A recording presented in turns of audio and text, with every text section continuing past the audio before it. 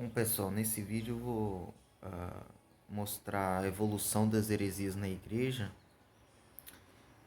Eu já peço que você clique em se inscrever, clique no sininho para receber notificação de vídeo, deixe seu arrasto, seu gostei e bora lá. Bom, primeiramente até o século terceiro a igreja estava crescendo saudavelmente, mas depois disso, ali no século quarto, ocorreram algumas questões políticas que isso afetaram muito o crescimento da igreja. Eu vou dizer aqui, principalmente o papado romano. Tá? O papado romano, que começou no século VII oficialmente, mas até aí já tinha muita coisa acontecendo.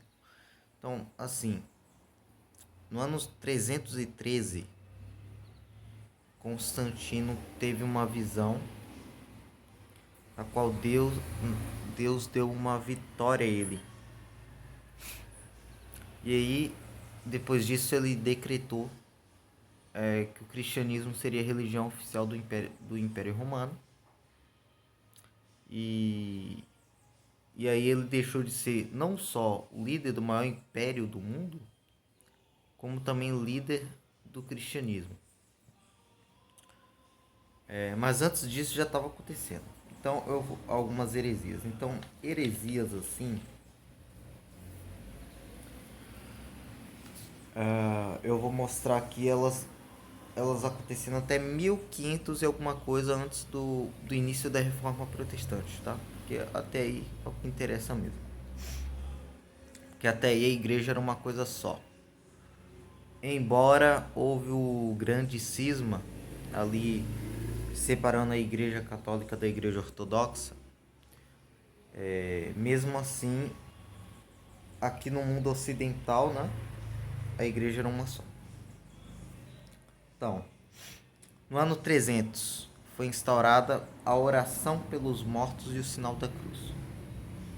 Em 320 começou a confecção e uso de velas no culto. Tá?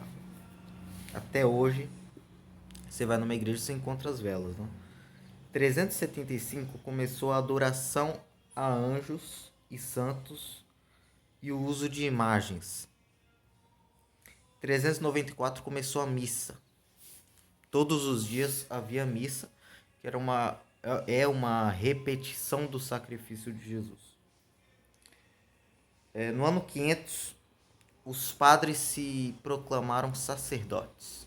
Começaram a se vestir diferente das outras pessoas. Até hoje o padre tem uma roupa. Não é, eu acho que não é mais obrigatório na igreja católica, mas até hoje o padre usa uma roupa diferente dos outros fiéis, porque ele é considerado uma elite sacerdotal. Em 593 começou doutrinariamente a doutrina do purgatório. Pessoal, essas coisas aqui não necessariamente começaram nesse ano que eu tô falando, mas esse ano foi oficial, foi decretado mesmo pelo até aqui não ainda pelo Papa, tá?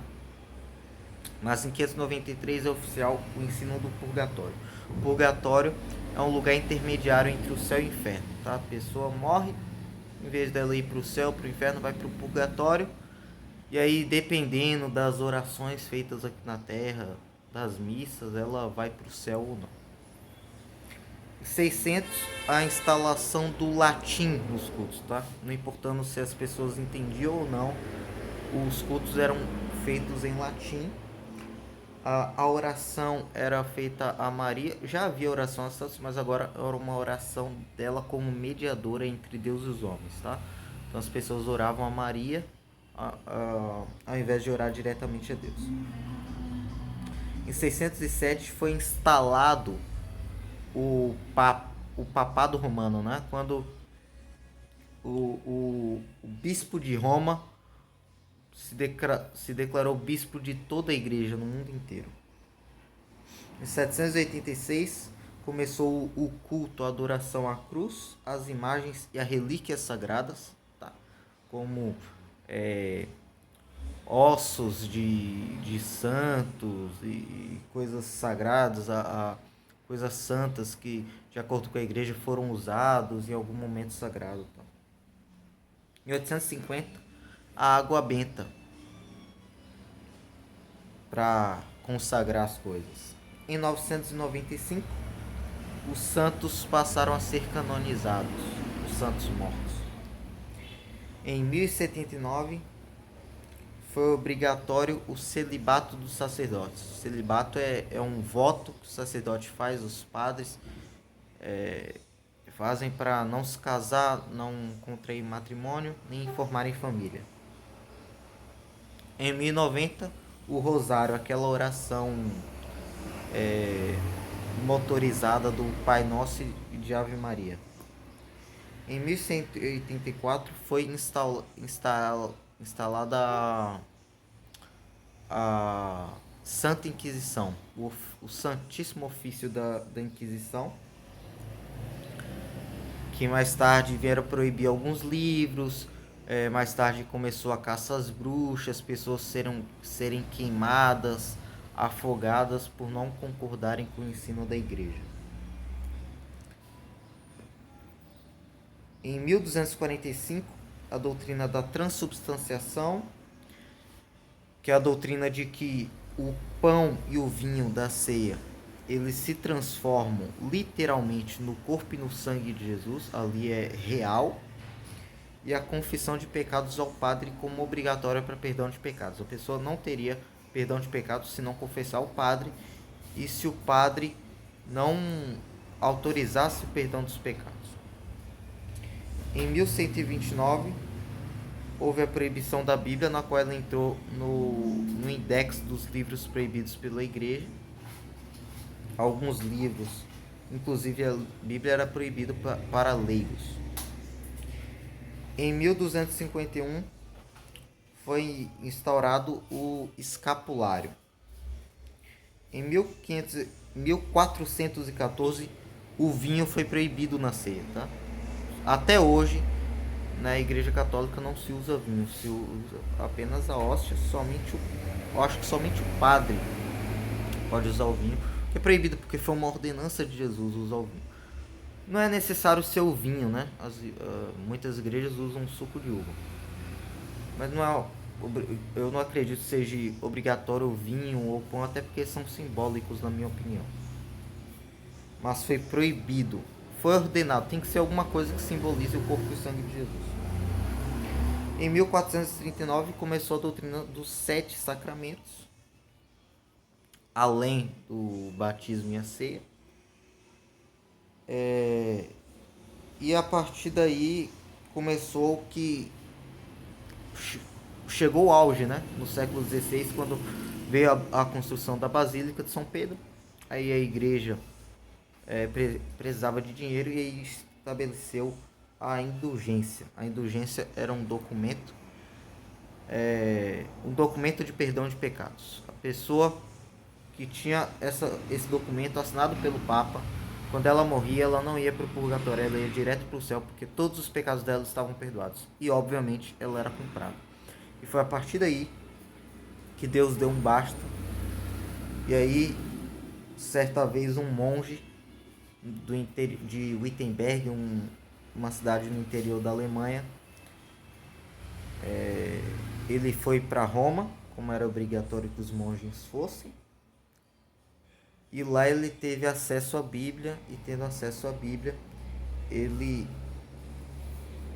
era um monge que odiava a palavra justiça, porque ele tinha a ideia de um Deus vingador, um Deus irado, e ele se flagelava para ser perdoado. Tá? Ele odiava essa palavra justiça, mas lá em Roma, à luz de velas, ele começou a ler a Epístola de Paulo aos Romanos, e logo no capítulo 1 ele se deparou com o versículo 17, que diz assim: porque a justiça de Deus se revela no Evangelho de fé em fé, como está escrito, o justo viverá por fé. E isso abriu os olhos dele, quando ele entendeu que a justificação é por meio da fé e não por meio de autoflagelo ou de um documento assinado pelo Papa. Tudo isso é importante porque qualquer igreja que instale de novo essas heresias, como um cara que se proclamou apóstolo e ele passou a vender uma semente de feijão por R$ 1.000, isso mostra o espírito por trás disso tudo, que governa tudo isso. A partir do momento que a Bíblia deixa de governar a igreja, quem governa pode ser qualquer um, inclusive o diabo. Tá bom? Esse é o vídeo de hoje. Compartilhe para alguém que você acha legal compartilhar. Se você gostou ou não gostou, deixe aí nos comentários. Valeu!